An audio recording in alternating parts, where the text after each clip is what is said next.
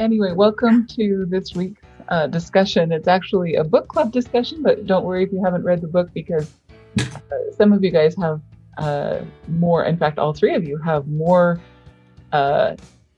experience and you get credit for life experience if you have started or continued a company, and that's fantastic. So we're supposedly talking about The Founder's Mentality by Chris Zook and James Allen, which actually I thought was interesting, but we can talk about that as well. But I'd also love to hear what you guys have learned basically in terms of running and growing a business. Annamarie, I know you've had a ton of growth this year, and Tylor, you're starting from scratch probably for the second or third time, so that's really cool stuff. Maybe we can go around and do introductions and then talk about a couple of different topics. So okay. I'm Paula Williams with ABCI, and we help aviation companies sell more of their products and services. John Williams, also with ABCI, and I do back-end stuff, IT stuff, play the CFO and so forth. She makes all the money and gets all the business. My name's Tylor Hall. I started First Fueling Systems back in the 90s, building aviation fuel farms. I worked for Garsite for a number of years, went out on my own the second time and a third time. And I've, put stuff at airports all over the country. FBOs have been my customers, and the major ones are like Atlantic and Signature. We also built fuel trucks. And I'm trying to start this new Part 145 certified repair station. We're going to buy a company called San Antonio Avionics. They've been in business for 40 years. They have the certification.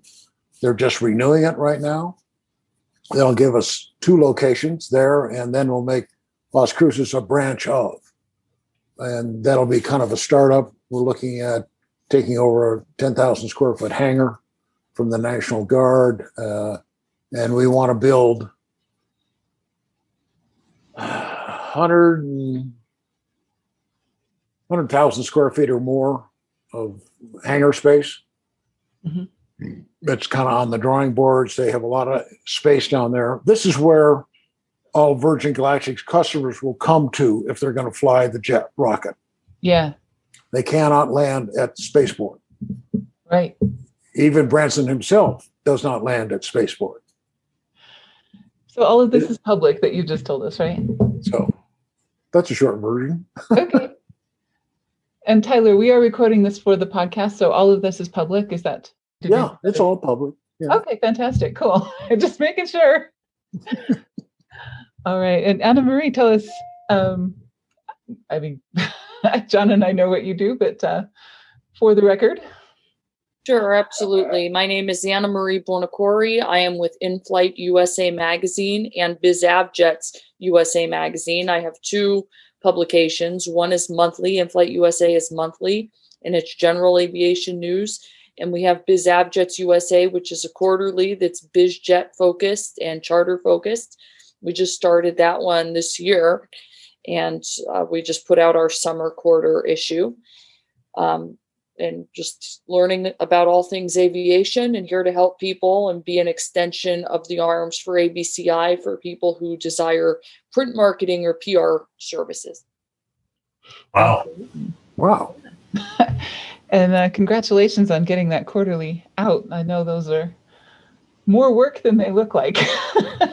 Yeah. You guys make it look easy. So anyway, yeah, one of the things about the book that strikes me about you two and about a lot of the other people that we work with, there are some characteristics of entrepreneurs in the aviation industry. Well, characteristics of entrepreneurs. And the one that sticks out the most as far as this group, there are 3 actually. A bias for action, an aversion for bureaucracy, aversion to bureaucracy, and a bold mission. And I think that the two of you definitely go that direction. I don't know if you want to have any thoughts about that. I seem to qualify on all points, Yeah. I have a very bold vision. Mm-hmm. The AEA convention was just last week, Aircraft Electronics Association. They're saying that their customers, who are all avionics shops, really, are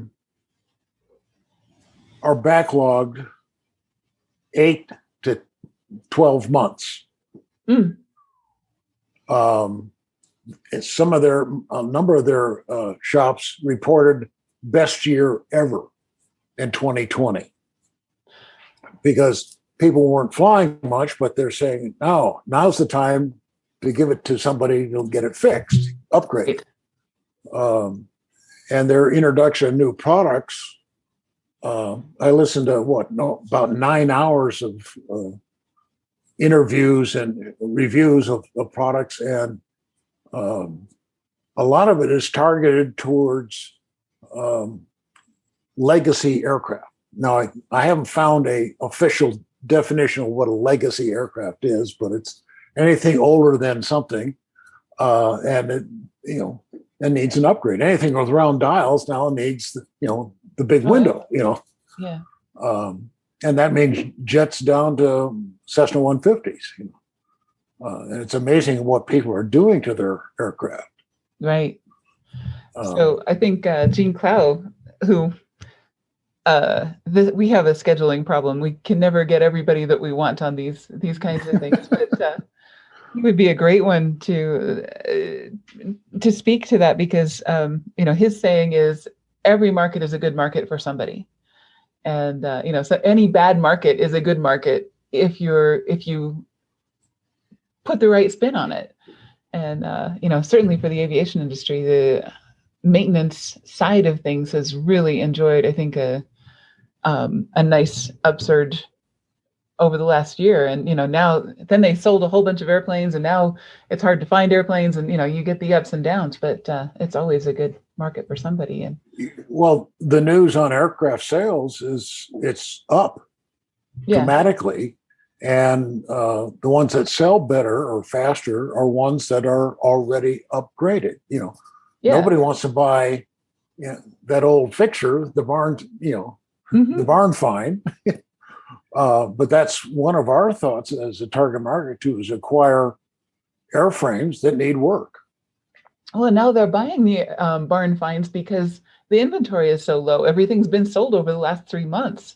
So now there are very few workable airplanes in a lot of different categories. You used to have 50 on controller, and now there's 4. So you have to. Those 4 are all project airplanes. Exactly.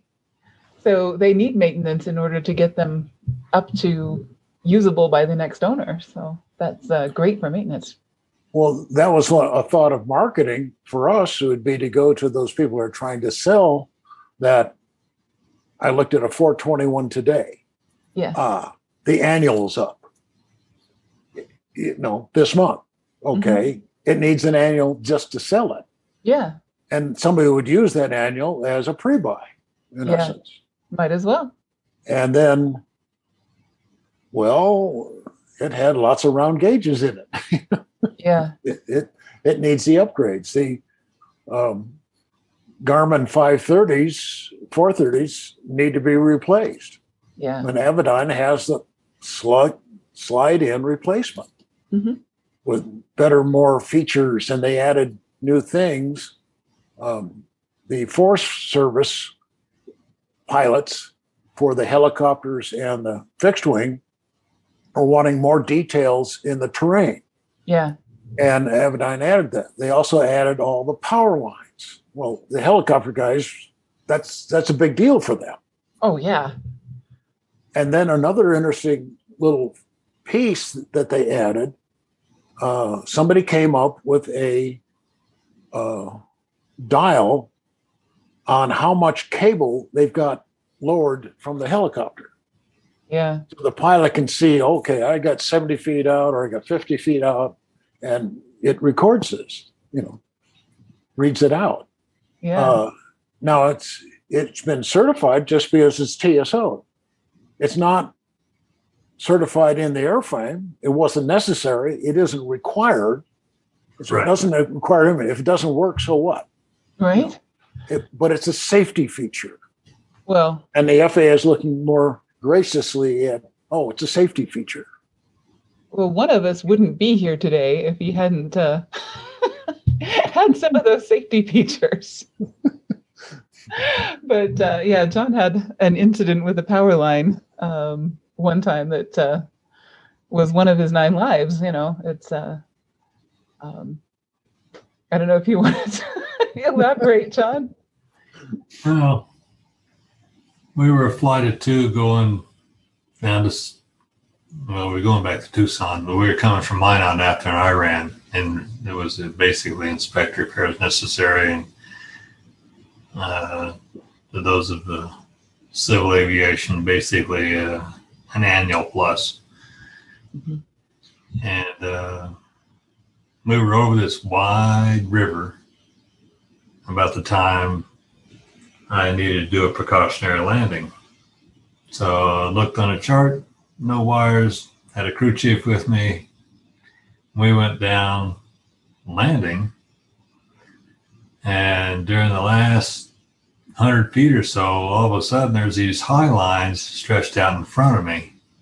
Ooh.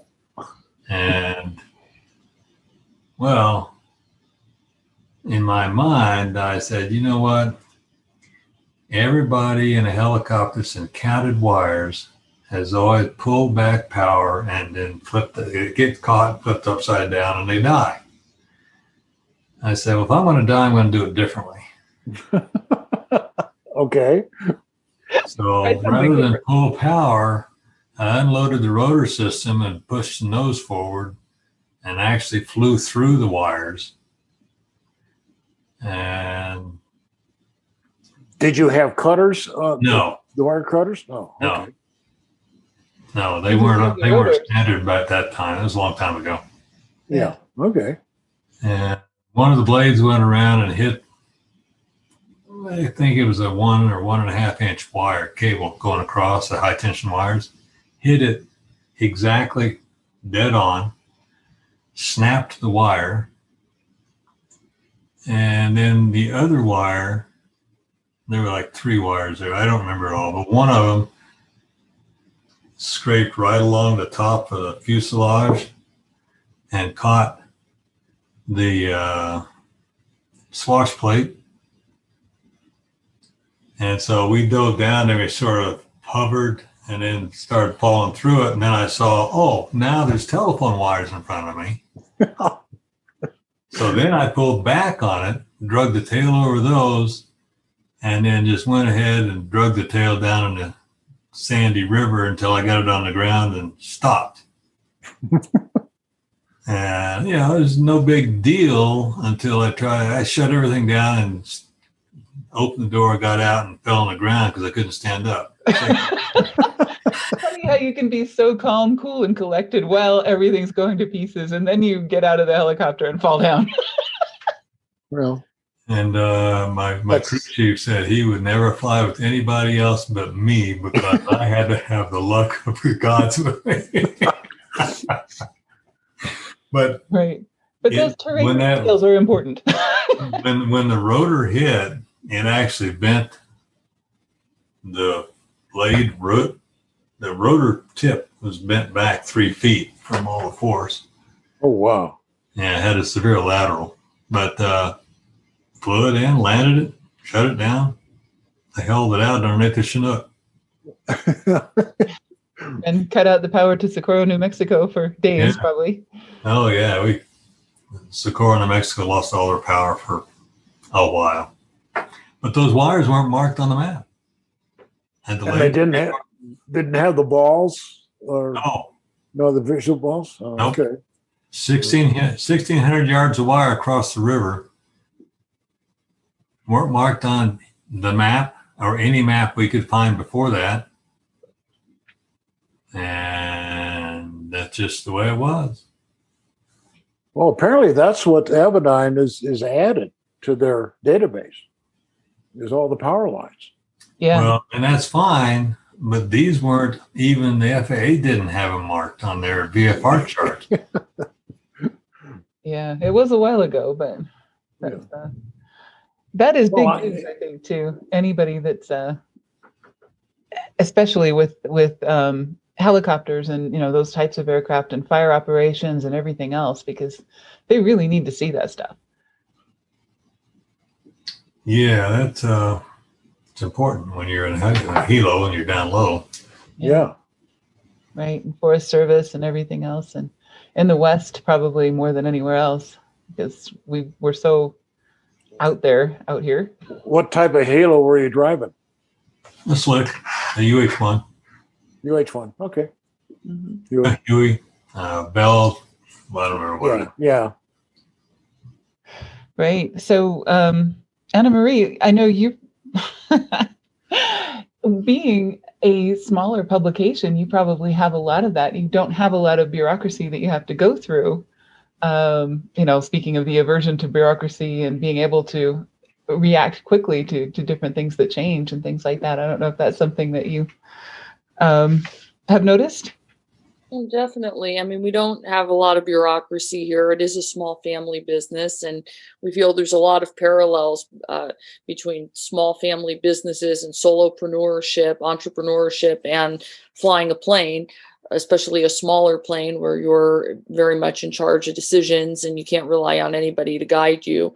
So there's a lot of parallels, I think, that are highlighted in the book, and I haven't finished it. I haven't read all of it, but that are highlighted in the book and that go along with what we're talking about.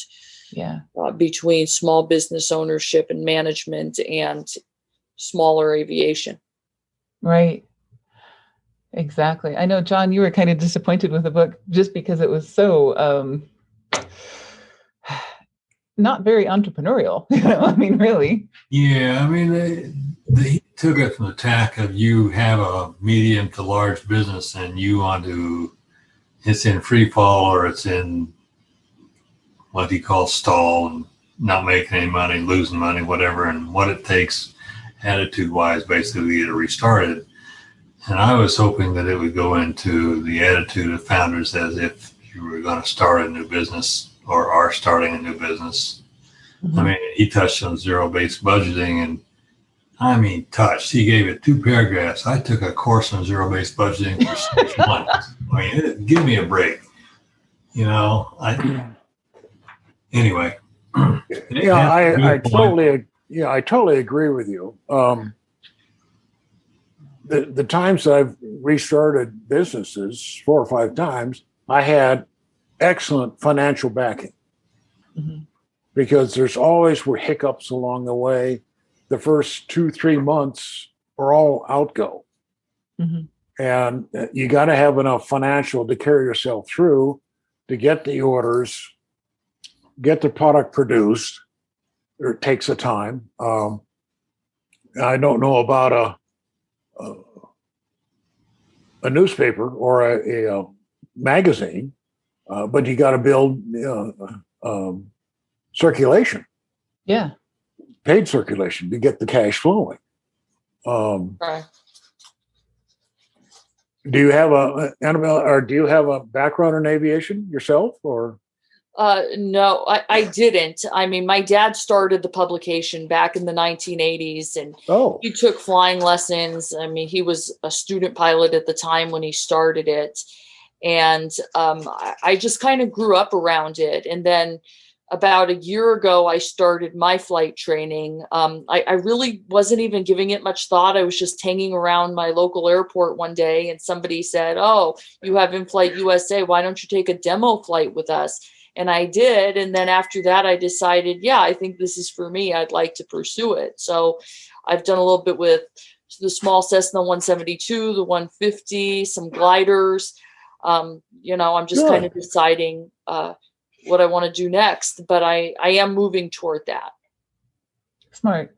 Is your father still involved in the business? Well, he passed away, so Oh, yeah, it's unfortunate. okay. But my mother's still involved, and no, she doesn't fly, but she's still involved in the business. Right. Well, and you know a lot of people in the business because you've been managing advertising for a lot of companies that we know, Turbines and Jet Mhm. Values, Jeremy, and a lot of the folks that we're familiar with. So Yeah. right. Have you seen any trends or anything that you would suggest for people, that you're seeing over the last year or so? Yeah, it seems to me that a lot of people who sell aircraft are constantly out of inventory. It sounds like they're selling really fast. So it's a good thing. So I'm excited about that. I'm a little bit worried about this flight training issue where you can't train in certain aircraft and the compensation of instructors. I'm really concerned about that. But I've asked a couple clients and they don't seem as worried as I am. So that's a good thing. Mm-hmm. Yeah, I mean, it's another rule they can selectively enforce is the problem. Yeah. And, Well, they EAA, AOPA, everybody, in the alphabet soup's all over that. Yeah. Yes. And I hope to hear more about that at Oshkosh. I suspect there'll be a presentation specifically on that rule. Well, I'd love to hear what you learned because yeah, I'll be there too. Maybe we'll see each good. other, Tyler. That would be nice. Are you going? Yes, I'll be there. I will be too. Excellent. Nice. That'll be cool. We need to exchange information. Yes, I'll put my contact info in the chat and then we'll just go from there. That'll be good. Okay. Fantastic.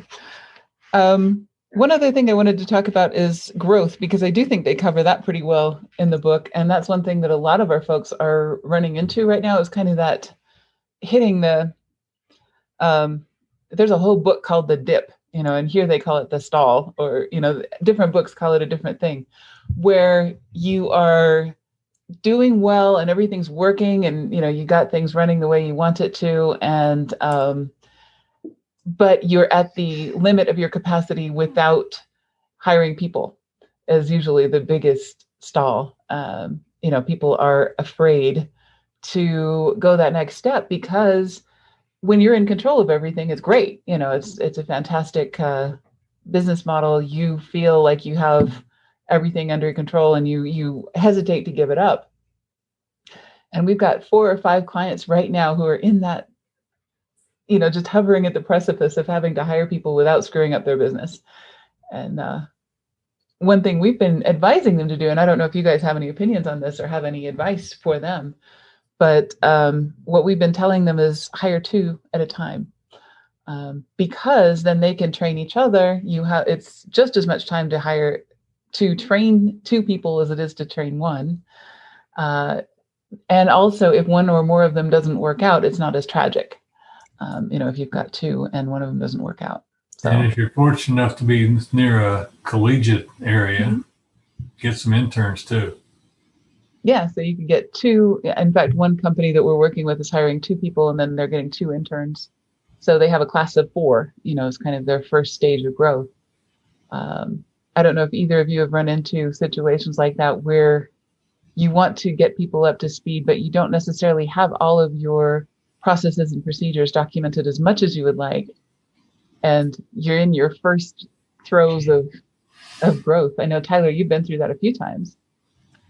An interesting thing that came out of the AEA convention was that AEA got their internship program approved by the Department of Labor and the FAA to be able to hire, and through the Part 145 repair station, train them in this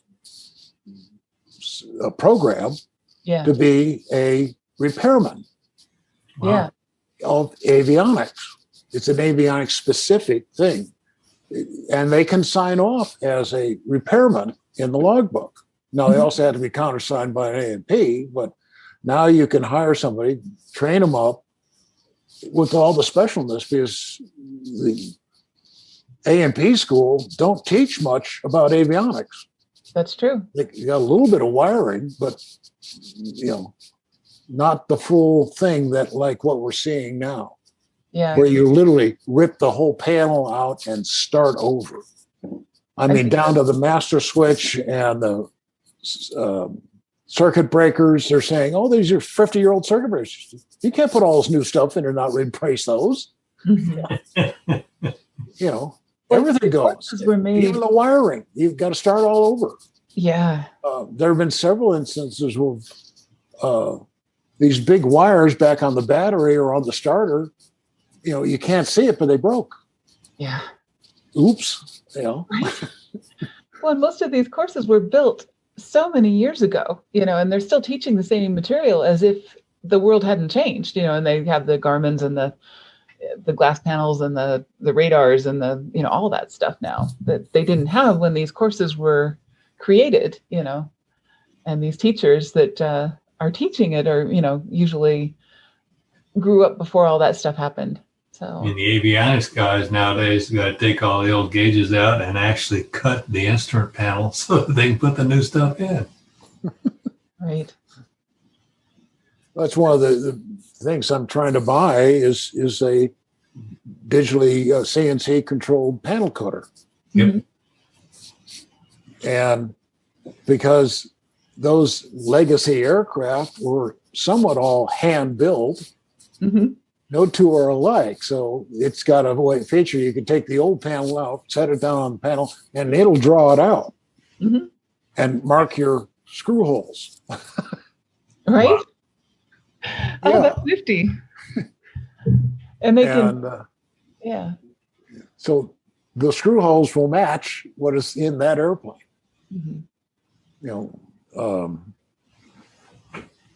But it does sound like there's quite a big learning curve that people are getting over with by using that intern program.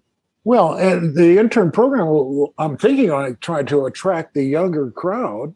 Yeah. They may not want to turn a wrench. I mean, there's engine rebuilder guys and there's airframe rebuilder guys, but this is digital. Yeah. And there's a lot of nerds that would just love to play with avionics all day and never want to play with engines, and I that's not their thing, and we got to be a big enough shop to have enough business for both. Absolutely. That's why we're trying to buy an existing business with existing clientele base and people, and then grow on that. Yeah. Cool. I read it. Can I mention another book? Oh, absolutely. Please do. It doesn't disappearing on us. Your background is fabulous, but okay. All right. Well, Execution, the Discipline of Getting Things Done. By Larry Bosady and Ram Charman. Larry was CEO of Honeywell when they merged with Allied Signal. Wow. He instigated that. And the key point I got out of this, there's a lot of great, things, especially how to get things done. Yeah. And he said, a new CEO, 40% of their time is spent hiring people and making sure they're doing the right job. And I was surprised at that. That's a big percentage. Yeah. In my position here, I'm not a mechanic. I don't want to be a mechanic. I'm an airplane driver. Yeah. So I got to hire the technicians to fill that. And I'm not there to tell them how to do their job, but I got to see that they can get the job done. And that value, we have a value attitude. We're not going to short circuit stuff. We're not going to, paper annual stuff or let crap slide. We want to find everything that's wrong that wasn't done on the last annuals. Yeah. And I've been around enough and looking at different operations. I got dragged underneath a 421 And he said, look at that right up there. And well, I can't see it. Well, put your hand on top. That's the thing that the landing gear rotates on. Oh, and that piece that's on the spar has got a crack in it on the top. You can't see it. And you can't see it because when that airplane came in here, it was just dirtier can be. All the dirt was over it. Nobody saw it. Yeah. For how many years? Huh? Don't know. It's probably been both sides were broken. Right. Oh. Major expense. Yeah. But it's a grounding effect. You can't let that go out the door. No, that's a red X.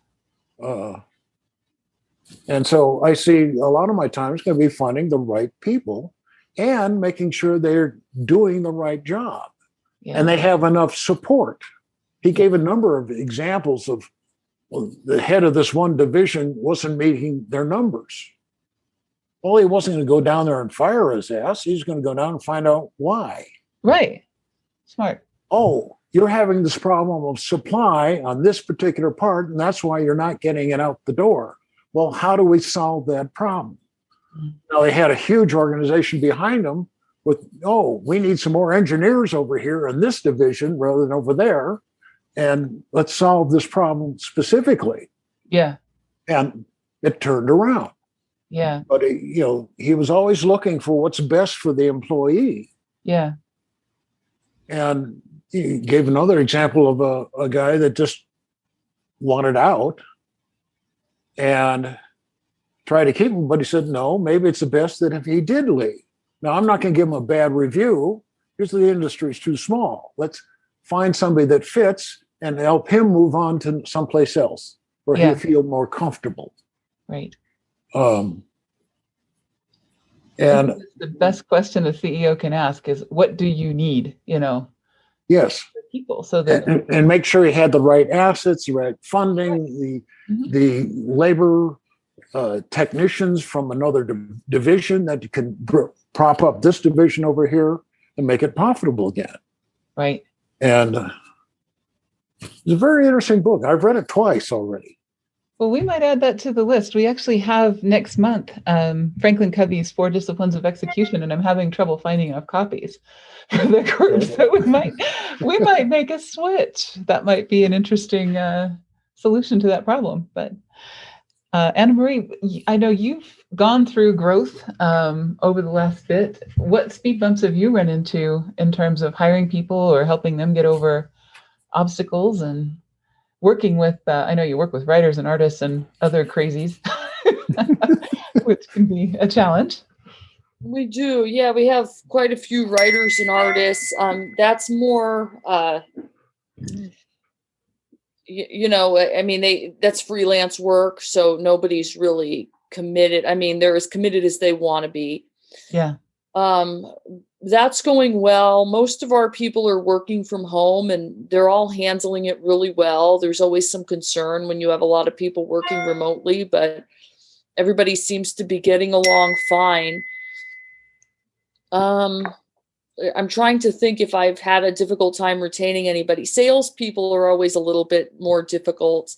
I mean, luckily with InFlight, we have somebody who's really dedicated. He's been here for a long time. With BizAvJets, it's a little harder because that's a new publication, and just getting and keeping salespeople and making sure that they're doing everything they need to be doing. I would say that's the hardest hiring in our business. Mm-hmm. Right. We found similar to you, that it seems to be a whole lot better for everyone if we use a lot of freelance folks, because we need different skills for different projects. So, one client may need Infusionsoft, another client may need WordPress, another client, they're all on different technologies. They're all using different some of them like the style of this particular artist. Some of them really hate that. So we go a different direction. And, so having people freelance, we can move up and down and backwards and forwards as we need to provide what we need for our clients. And our employees, I guess, if you would call it that, are not employees. So they're happier because they're doing only what they like to do. And we're not trying to make somebody do something they don't want to, which we would be doing if we had a small team that was dedicated all the time. But yeah, I think the freelance model and the work from home model is definitely here to stay for anything. Do you have your publications online? Yes, I do. Let me type in the addresses, the web addresses here in the chat. Right. InflightUSA.com, or is it different? Okay. Yeah. That's your email. Exactly. And we'll have you do a full pitch, when we go out. So that's fantastic. I think that makes a lot of sense. And we're totally with you with that. I mean, obviously for ramp personnel, mechanics, pilots, all those people can't phone it in. They got to be there. There's no remote working, although some folks are using pilots that are living farther from where they're based, I think, than they used to, as long as they can report when they need them, and give them as much notice as they can. So, a lot of pilots pilots are in demand enough that they can say, I'm not moving. I'm living in the hills in Colorado. 48 hours notice before you need me, and people are okay with that because it's so hard to find pilots pilots can negotiate that sort of thing now that they didn't used to. FlexJet just announced that they're hiring 200 more pilots. Yeah. And the airlines are hiring, and they're poaching from the charter companies. And the charter companies are poaching from the airlines. It's kind of fun to watch. After a year of not working, these guys are getting up to speed and getting back out there. So that's cool. Are you going to do a special issue on Oshkosh? Yeah, we did in July. We did a lot of news for Oshkosh. And then, of course, August will recap everything that happened there. Okay. We're looking forward to seeing that. That'll be fun. We're not getting to Oshkosh this year. Our schedules isn't working. So hopefully both of you guys will come back with some really good insights, and we'll have had a lot of fun, and we'll be not too sunburnt. Yeah, I'm excited. Yeah. Was that phone number your cell phone? Yes, it is. So you can text it. Yeah. All right. I'll text you when I get there. Why don't we wrap it up, and then you guys can chat as long as you like, because I don't have another meeting for another 20 minutes. So okay. Anyway, yeah, thanks for joining us. This has been fun. I think, if I were to pick some folks from our group that are really entrepreneurial and, are great to talk about this topic, it would be you too. So I'm glad you made it. This was fun. Yep, exactly. This was fun. All right. So once again, Paula Williams, ABCI. We help aviation companies sell more of their products and services. And we do have a trade show workshop that is very helpful for gearing up for things like Oshkosh, for people that need to make the most of their time and not be too disruptive to their business. So that has some templates and worksheets and checklists and other things that are helpful. So that is there if you are interested. What she said, I work for her, ABCI. Okay. Okay, and I'm Annamarie, In-Flight USA, BizAvJets USA. Looking forward to working with you further. Fantastic. And Tylor? Tylor Hall, Shrike Eagle Aviation, Part 145 Maintenance Repair Station in Las Cruces, New Mexico. Right. Soon to be announced. That'll be cool. Soon to be announced, yes. Absolutely. You're going to be one of the first ones I call. I tell you that. I'm looking forward to that call. I think that if I get funding, you get funding. And we make it. That's got to be one of the first things.